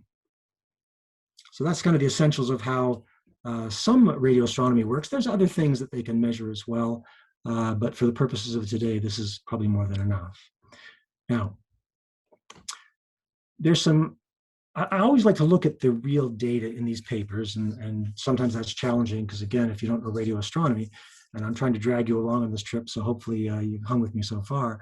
Radio astronomy has some kind of funny data conventions, which are going to be required to understand the figures in the paper. The Venus frame velocity is a standardized measurement of frequency, so along the x-axis. With radio astronomy, one of the challenges is everything is in motion. You know, if you're looking at Venus, it's probably either coming towards you or going away from you, and that will Doppler shift the frequency. So in order to find a standardized way to be able to look at planets, things in the in other galaxies, things within our own galaxy, they've come up with this way of sort of standardizing it, looking at the peak of interest, setting that to 0, and then setting everything on the side of that as a shift in frame velocity, measured in kilometers per second. The speed of light is 300,000 kilometers per second. So what you're looking at is kind of a conversion, percent conversion on the speed of light. With regards to the y-axis, it's something they call a line continuum ratio. And that's the measure of the peak height or below, the peak height above or below, the noise measured in a peak-free region. Okay, so on to the actual figures in the paper. This is the spectra of Venus obtained with the James Clerk Maxwell telescope. And what we see in this is there's a challenge when you try to do radio astronomy on a very bright object like Venus. And so you can see down here in the bottom of the figure, it says that there's solutions that are after removing a spectral ripple. There's a ripple that's superimposed on everything that they try to analyzed, and they kind of have to get rid of it. So these are mathematical methods to do that. And as a result of that, they sort of get a least and a most conservative spectrum when they're measuring the spectra of the object. Now, what they chose to do was to take the mid-range of that, and then they modeled on top of that what 20 parts per billion of phosphine would look like. They found that to be a good match, both in terms of the coincidence of the peak heights and also the magnitude of the peak heights. And this was the basis in June of 2017, where they presumed that, or they felt they were demonstrating that the phosphine was present on Venus in the clouds at 20 parts per billion. About 16 months later, they used the Atacama Large Millimeter Array, Alma. It has much higher spatial precision. So in that case there, you can take many shots of smaller aspects of Venus. You still have the same problem with the ripple. The picture on the right shows that the phosphine appeared to be concentrated in mid-latitudes versus the equatorial and the polar. The polar caps, of course, are smaller, which is why the picture looks a little bit different. And when you bring that all together and you create a whole planet view, we see the image on the left. And again, this is all from the Greaves paper. They put a ton of effort, and very impressively so, into trying to figure out, if not life, what else. They looked at spontaneous processes occurring in the atmosphere at the surface. In the case of Jupiter, phosphine is demonstrable there, it's measurable. But with Jupiter, the depth of the atmosphere there and the pressures that you get are certainly well beyond what you see in Venus. So you can forge a compound like phosphine on Jupiter where it wells up and eventually becomes visible. But in the case of Venus, that's not possible. And same thing with the substructure, the subsurface of Venus. The available chemistry makes it extraordinarily unlikely that you could develop phosphine there and then have it migrate up. As mentioned, a lot of energy is required to make these compounds, so they looked at other energy requiring processes, light-driven reactions, and they proved to be, again, orders of magnitude too slow.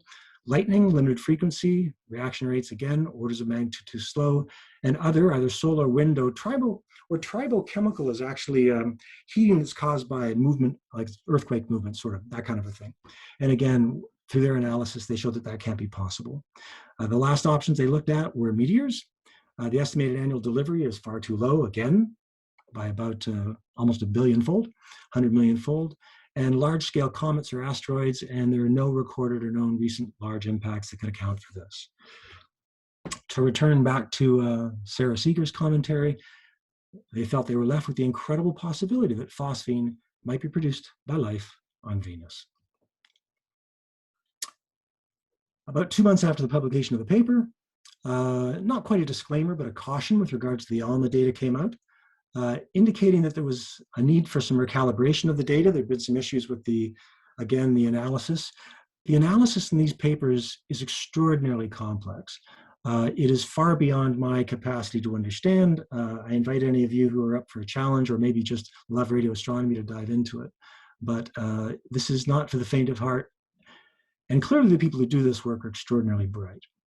But even with that, there was an issue. This is a good quote. Science is a self-correcting discipline by Brian Greene. Brian Greene writes a number of, read a couple of his books. He's a fairly popular science writer, a physicist. This is really what sets science apart from lots of other ways of seeking knowledge. And what it means, and what we'll be illustrating in the next bit, is that science doesn't necessarily get it right all the time, and certainly many times doesn't get it right the first time. But it's that ability to self-correct which really puts science above all else in the search for truth. The first paper that came out that cautioned against accepting Greaves et al. Was Villanueva, and that came out towards the end of 2020. If you look at the top in the white print here, Villanueva, when they had reservations here, and again, the original paper came out September the 14th, now we're at October the 21st, and they contacted the first author and the Nature Astronomy editor to state their reservations. The Nature Astronomy editor encouraged them to make their concerns public through a publication in Nature Astronomy, and these are the papers that were presented in that. I pulled this off the ArchiveX site.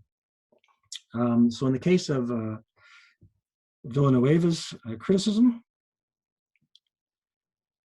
Just go my notes here a bit. Now, in the instance of the James Clerk Maxwell telescope data, they argued that Greaves et al. Had underestimated the sulfur dioxide emission line. It turns out there's a sulfur dioxide emission line, which by this scale is 1.3 kilometers per second away from the phosphine line. So quite close. And their belief that the modeling that Greaves did had understated the contribution of sulfur dioxide. And as a result of that, when they took and G20 in this case refers to the data from Greaves, and what they did was actually a reanalysis of the data from the Greaves paper. When they took the conservative solution, which is the dotted blue line there, and they subtracted out the potential sulfur dioxide signal, they found that the residual that was left over, which is the black on the right-hand side curve, was incompatible with the phosphine models, which are the overlays in both the orange and the blue. So they felt there wasn't great evidence that there was any peak there when the analysis was done in a somewhat different way. This is their reanalysis of the Alma data. And I mentioned about this ripple. And in the left-hand figure here, you can actually see, this is the raw data. This is what the ripple looks like. And in this case, when Greaves et al. Tried to extract away that ripple, they modeled based on the entire ripple with the exception of 5 kilometers per second either side of the peak they were interested in. So that was taken out. Now, Villanueva, in contrast, did what they thought was more appropriate. They modeled that ripple based on the entire structure. When you mathematically subtract away that ripple, you get the figure on the right-hand side. And in quotes from their paper, the process clearly shows this may create line profiles that might be confused with real lines. This is the final concluding article where they, or figure from the paper, where they showed the Greaves et al. Original photo, original figure on the left-hand side from Greaves 2020. And then on the right-hand side is their reanalysis. And again, from this, they included the detection of phosphine is not supported by the analysis of the data. I talked about the self-correcting aspect of science, and again, I've repeated Brian Greene's quote at the top. Greaves was given the opportunity, Greaves et al., the opportunity to respond. By this time, they had the reanalysis of the Alma data, and they provided a clarification. The original quote was that it was 20 parts per billion, and they revised that. In this case, they said the levels were around 5 to 10 parts per billion. The Alma data they felt was reconcilable with the James Clerk Maxwell telescope detection of 20 parts per billion if there was an order of magnitude temporal variation. Now, the sense there being that if this is in fact potentially due to life, that over the course of the 16 months between the measurements, maybe it changed. Maybe there's just less when they looked at it in the latter Alma situation. They were somewhat cautious, though, in their conclusion, given that both the Alma and the JCMT were working at the limit of observatory capabilities, new spectra should be obtained. And I know I mentioned to you previously about the 20 drops in a swimming pool, and now we're down to potentially 5 to 10 drops in a swimming pool. Another paper came out by the same group as Greaves et al. Both Greaves and Dr. Clara de Souza Silva were authors on this. The first author was Encronaz, and this also came out in 2020. It was actually submitted for publication October the 16th, so just a little over a month after the publication of the prior paper in Nature. This used a different method of detection, but on Mauna Kea, something called the Texas Echelon Cross-Echelle Spectrograph. So they're looking at infrared light as a way to try and look at other signatures of the presence of phosphine. In this case, they described, and again, this is the same group that used the Alma and the JCMT work, our upper limit of pH 3 of phosphine is not compatible with a constant mixing ratio of 20 parts per billion throughout the mesosphere, as announced by Greaves et al. The estimated 3 sigma, which is generally a little bit less security than you might want in these papers, they provide an upper limit of 5 parts per billion. So the science continues to evolve a little bit. Now, in addition to Villanueva, there were other dissenting voices that came out in the latter part of 2020 and into 2021. As I chat and you scan some of the titles here, you can see that just from the titles alone, they obviously feel they can cast great doubt on the original finding. The general issues that these papers referred to were similar to what Villanueva had indicated: issues of calibration, and a failure to sufficiently account for the possible presence of sulfur dioxide. So what's an amateur astronomer to think? Doing amazing things is never easy. These studies highlight the incredible technical and analytical challenges associated with cutting-edge research. Beyond that, for me, they highlight that discovering life outside of our own solar system may not be that easy. We talk about it sometimes like, this is, the juxtaposition of the planet going in front of its local star. But if it's this hard to do it with Venus, it's not likely to be easy when it comes to doing it in other solar systems. The processes by which science is vetted, through peer review, replication, and commentary, reside at the core of what makes science a self-correcting discipline. These processes are challenged in instances where the science is highly complex and specialized. The newspaper ran the article, and then months later, Keith tried to dig in and understand this as best as he could. And now I've got a much better understanding, perhaps, why the newspapers didn't follow the remainder of the story. It is incredibly complex. This is kind of what science looks like when it's being done. This stuff will end up in a textbook, but it won't end up in a textbook until 10 or 20 years down the road.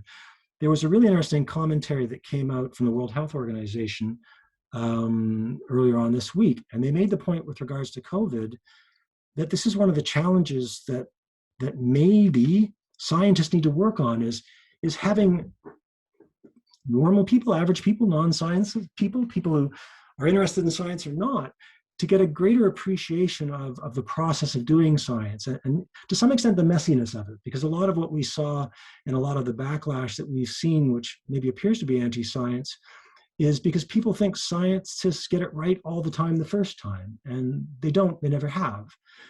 But again, the beauty of the self-correcting nature of science is that ultimately it does asymptote at the truth, and when it does so, it reveals extraordinarily amazing and beautiful things about the worlds that we live in. The question of whether life exists on Venus remains unproven and in doubt. So starting this with a question mark, I've been consistent with what I've read in the past. The question remains unanswered. In the race to answer one of mankind's most fundamental questions, and that is there life out there? This remains in the running. Don't go yet. One last slide. Mission updates. It took me so long to prepare this presentation, and thank you for hanging through. There's actually 3 upcoming missions. NASA has 2, and the European Space Agency has 1. When you get a chance, look at the acronyms. I won't read them out, but Da Vinci Plus. It includes a descent sphere to precisely measure noble gases and other elements, trying to figure out why Venus is so hot. A sphere is what you want to do when you're going down to a place which is the equivalent of 1,000 meters below water, because it distributes the pressure much better.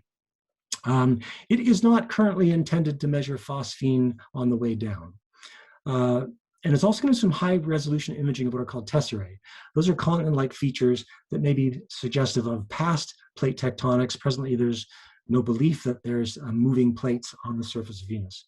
Veritas is going to do 3D surface mapping to understand geologic history and do infrared mapping to assess the presence in the atmosphere of water vapor, and also look at the form of the rocks, what kind of rocks are on the surface, and look at volcanism.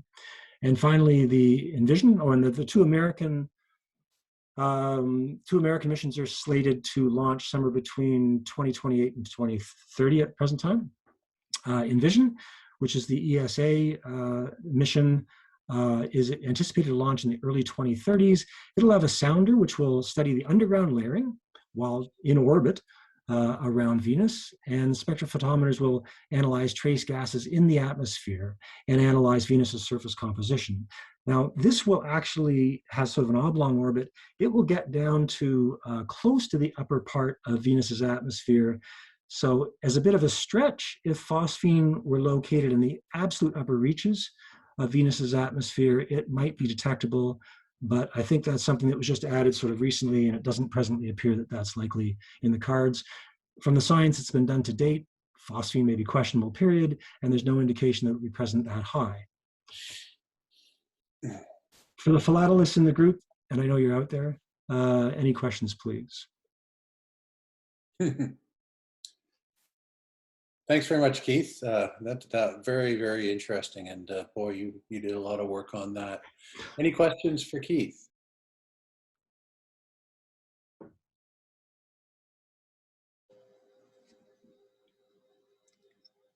Just a comment. Please. I wrote in the chat, it's just so brilliant. Yeah. This is a lecture on astronomy, but you took us, you know, to the Bible and to the Greek and Roman mythology and Carl Sagan. Yeah. When he said 40 minutes, I'm thinking, oh, 40 minutes, but it's just amazing. Might have could have been 60. You know, it's you get into these things and it's a bit like unpeeling an onion. I won't reveal the name of this individual, but there's someone in the club that I respect a lot, and he, you know, the person talked about how sometimes they can become possessed by aspects of the hobby, and you know, I think that's great because we benefit from that person's obsession, and I can offer that this kind of stuff sometimes for me, maybe it's trite to say now, it can become a bit of an obsession. The one Saturday I was up till 4 o'clock in the morning trying to remember high school math, and I was not good in math in high school, to try and figure out how to calculate the quantum energy levels for a rotating phosphine molecule. that's why that figure had down, this is an illustration, because I honestly don't think I got the math right. But yeah, thank you, Beulah, for the comment. That's amazing, yeah. I'm trying to think of who you're talking about. Could be anybody. Yeah, I wonder. I like you all, but Keith, I really liked your parallel with, you know, the COVID problem we've all been through, and the development of the science ongoing, and how the public doesn't understand the process, and so they simply denigrate the science and say they got it wrong, I can't trust them. And it would be, I think you're right, it really, well, that mostly Venus is life on Venus is really important, but from a life standpoint, people understanding the scientific process and how it works is really important when it comes to something like a pandemic. And thank you for drawing that parallel. Thank you very much for commenting on that, Alan. You know, as many know, I spent a good length of time as a scientist. The fact that I'm not doing science right now has not diminished my love for science, and I'm sure that comes through in the talk. You know, that's sort of a comment about, you know, how science works is something that, you know, we're preaching to the converted here, and I do appreciate that. But, you know, we run into people all the time, as you noted, who really just don't get it. And I think in some small way, if we can proselytize on behalf of the discipline, make sure that they understand, you know, the very dynamic aspects of science, that they don't necessarily get it right. You know, I look back at the pandemic, and, you know, we just started giving inoculations to people, and people were starting to say, well, how long is this going to last? And, you know, you're not going to know until you run it through, right? You can't do science is an empirical thing. You need data. You need a year to figure out if the vaccine will last a year. And it upsets me to some extent, I think, the way people denigrate the process and the practitioners by a lack of understanding. To some extent, if we can help to get the word out there, these are really bright people, like the brightest people, doing incredibly complex things. If they don't get it right the first time to perfection, you know, that's the part of the process. But it's an amazing effort, and, you know, what we're seeing will eventually resolve. But it'd be interesting for me to go through the story, and thank you for your comment. Yeah, how many times? I don't know. Yeah, I don't know where I heard this, but somebody said if, you know, the story doesn't change no matter what the data that's coming out, you know, it's fake. Right, and that's really true. The story has to change, right? Otherwise, it's not science. You know, how many times have we seen the headline of you know, possible UFOs just for clickbait or whatever, and then the retraction is on page D47 maybe a few weeks ago. Sorry, Keith. Well, there was an observation again about neutrinos. This is, I don't know, a couple years ago now, probably. Everything's pre-COVID, right? About neutrinos were thought to be traveling faster than the speed of light based on an experiment that was done in Italy. And it turned out there was a problem with some of the cabling. And, you know, I as a former practitioner in science, I kind of feel badly for those people. Everybody has those kind of days. The second comment I made about, you know, sort of the review processes and the commentaries and those sorts of things, I mean, I wrote that in such a veiled way that hopefully it doesn't sound like a critique, but to some extent it is. You know, the critiques and the reviews and the peer reviews, which are required before you get publication, you know, are really important parts of the process. But again, I think when the science is this complex and this cutting edge, it's hard to find people that, you know, maybe understand it well enough in all the potential pitfalls. But sometimes it comes back to, you know, the cable wasn't fully plugged in, or, you know, in the case of the Alma data, there were concerns over the way in which the software was configured, because the analysis of this is extraordinarily dependent upon software and computers. So, you know, to err is human, to forgive divine. Science will get it right eventually. Sometimes you just have to be a bit patient. But the process is not disinteresting. And again, the outcomes when they finally appear settled. And, you know, we thought we knew everything about physics that we needed to know in 1909, and then Max Planck came along, and you know, we keep learning, and that's the beauty of it, right? Okay. Keith, I really thank you for bringing out the significance of peer review. I've sent you a private message. When I was a lawyer, cross-examining expert witnesses, my own experts would constantly tell me, make sure what they're talking about has been peer reviewed. And it took me the longest time to figure it out. And it is absolutely so significant, not only in the hard sciences, chemistry, physics, astronomy, things of that nature, but in the so-called soft sciences, the social sciences, psychology and things of that nature. And, you know, there's all kinds of studies in, for example, psychology that people rely on.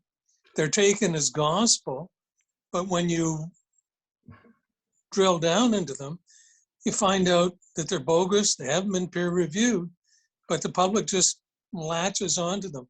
One example is the famous story about the experiment where people were to give an electric shock if somebody was to give a wrong answer. And eventually they kept turning up the electric shocks until it was fatal. Subsequent review has revealed that the whole study was bogus. So, you know, it's so critical to critical thinking that we've got this peer review process, and thanks for bringing that to the fore. Now, thankfully, peer review has been for a very long time. It's part of the process. So again, the process does its best to protect against, you know, the promulgation of misinformation. But again, you know, I've reviewed science papers before. I was a grad student for the most part when I was doing it, sometimes a postgrad, and I don't think that was a bad thing. And frankly, when you're a trainee, you really put a lot of work into trying to figure out, maybe more than a tenured faculty might do that, you know, have 15 other things to worry about. But, you know, it's how we kind of keep, not honest, because you know, in the vast majority of cases, there's no malfeasance here, right? There are cases where people do things, you know, unfortunately under stress and duress for their careers, which ultimately are counterproductive. In something like science, because of the aspects of what we're talking about, your credibility is extraordinarily important. So, you know, one real bad misstep and you're going to have to find something else to do. This is not that. I'm not intimating, but thankfully we've learned over the years how to try and build a process that for the most part works well, but both the people who write the papers and the ones who comment on them, it's human, it's imperfect. It's imperfect. But yeah, thanks for your comments. I appreciate from the legal angle, where I know you've probably had to digest, you know, a bunch of studies that are outside of, you know, what you took in school, and then try to understand which ones you need to really pay attention to. Okay, well, I think I'll call that. Thank you very much again, Keith, and thank you to all our presenters. And our next meeting is August 20th, another potpourri. And by then we should have more information on where we're going for our autumn program. I don't think I have any other announcements. Are there any other announcements from anybody before we adjourn? Okay, well, enjoy eating at a restaurant or going to the gym or getting outside and Seeing hopefully other humans. yeah, see, hopefully the clouds will abate at some point. All right, so the meeting's adjourned. Thanks again, everyone. Take care. Thank you. Bye, everyone. Thank you. Thank you, Randy. You bet. Thank you. Thank you. Thank you. Hey, Bye. thank you, Have a good night, everyone. South Africa, we'll be there. We'll start.